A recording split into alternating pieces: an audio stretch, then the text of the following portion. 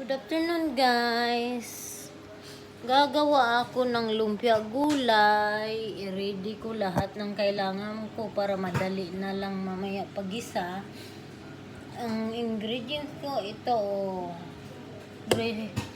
yung manok.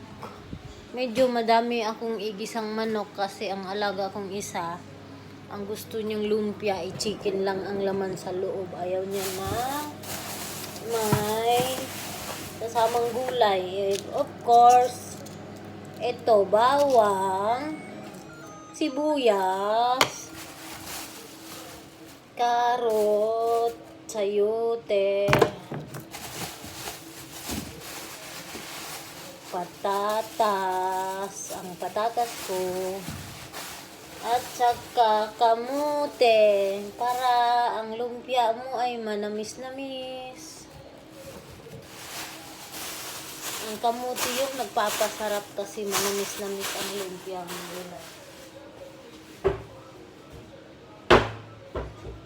Kaya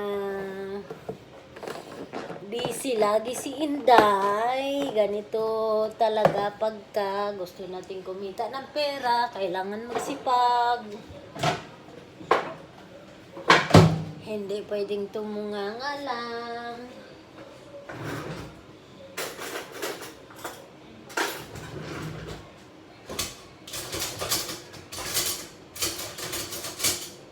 Para hindi tayo masama doon sa nanghihingi ng ayuda ng government.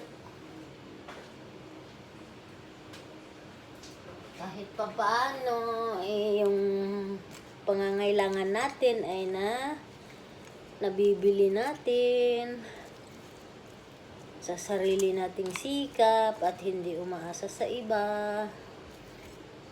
Ang alaga kong maliit, kakain na raw siya, pero gusto niya sa room kumain. Kaya ito, bibigyan ko ng pagkain.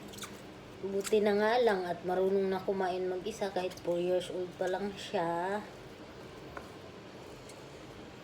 Malaki na raw siya, hindi na niya kailangan subuan. Very independent.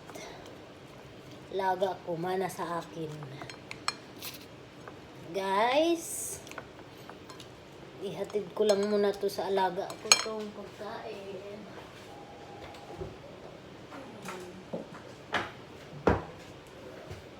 See you later. Bye for now. If you like my video, don't forget to click like, share, and follow my FB. Thank you.